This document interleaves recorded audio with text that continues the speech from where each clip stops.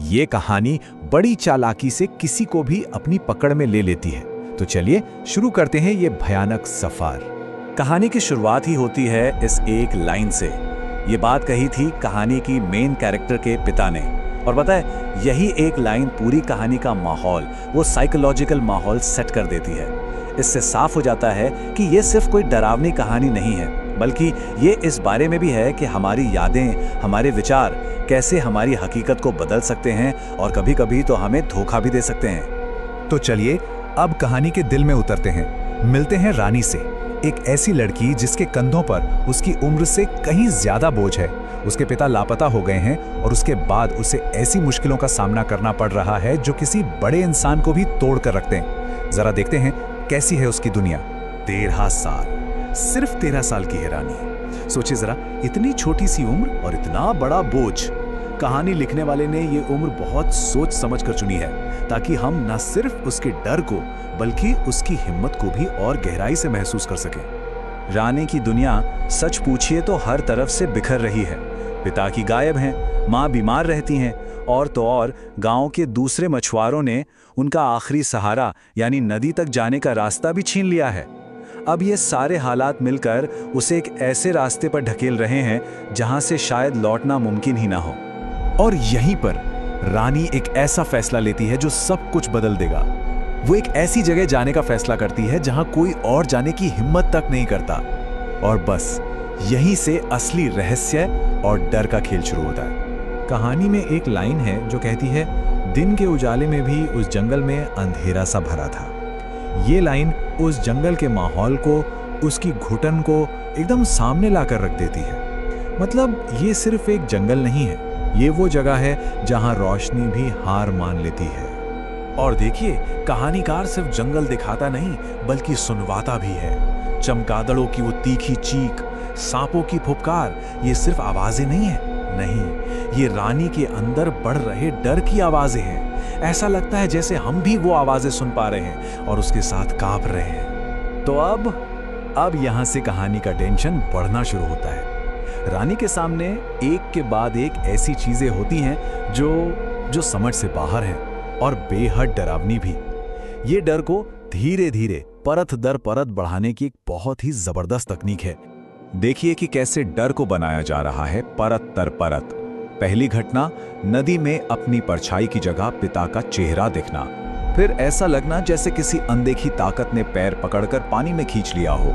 उसके बाद पिता का वही लाल गमछा सीधा उसकी तरफ तैरता हुआ आता है। और फिर आखिरी कील, बैग में पिता की एक तस्वीर मिलना जो उसने रखी ही नहीं थी, और उस तस्वीर में आंखें खरूची हुई थीं।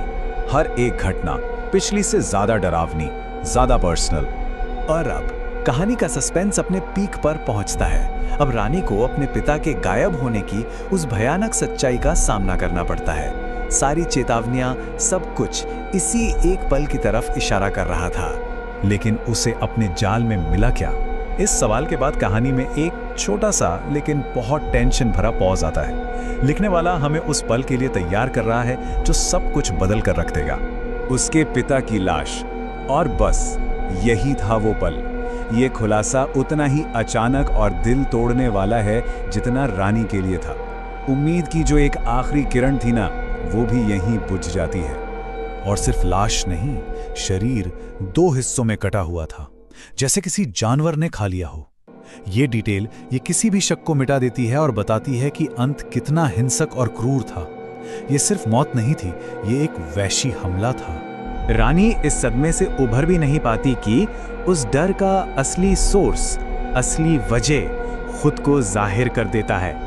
अब तक जो रहस्य था वो खत्म होता है और अब शुरू होता है सीधा आतंक। तो क्या था वो शैतानी शक्ति दिखती कैसी थी? जरा गौर कीजिए। बालों पर काई जमी हुई, दांत बड़े और नुकीले, शरीर सड़ा हुआ, चेहरा खून से लथपथ, और उस चेहरे पर एक भयानक मुस्कान। हर एक डिटेल बहुत सोच समझकर चुनी गई है ताकि डर की एक ऐसी तस्वीर बने जो जहन से कभी मिटे ही नहीं। पहले नदी नीली थी, अब लाल हो गई। ये सिर्फ रंग का बदलना नहीं है, ये एक बहुत पावरफुल सिंबल है। जो नदी कभी जिंदगी देती थी, अब वो मौत और आतंक का प्रतीक बन चुकी है। और ये बदलाव कहीं ना कहीं रानी के मन की टूटी हुई हालत को भी दिखाता है। कहानी यहाँ खत्म नहीं होती, असली कहानी तो अब शुरू होती है। आखिरी हिस्सा इस बारे में है कि उस घटना के बाद क्या हुआ और कहानी का असली सबक क्या है। सबक ये कि कुछ डर ऐसे होते हैं जो कभी न मिटने वाले जख्म दे जाते हैं।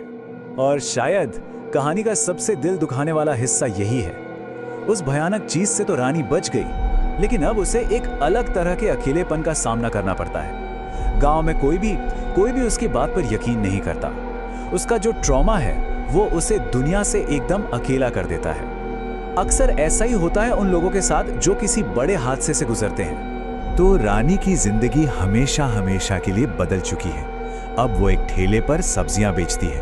उस जंगल या उस नदी की तरफ वो कभी वापस नहीं जाती, लेकिन वो घटना उसे छोड़ती नहीं। उसे आज भी उस रात के भयानक सपने आते हैं। ये कहानी यही तो बताती है कि असली डर सिर्फ उस एक पल का नहीं होता, बल्कि उसके बाद आने वाली कभी ना खत्म होने वाली रातों और दिनों में होता है। और आखिर में कहानी हमें एक बहुत गहरे सवाल के साथ छोड़ जाती है। क्या कोई जगह सच में भूतिया होती है, या फिर ये हमारा दुख है, हमारी यादें हैं जो उस जगह को भूतिया बना देती हैं?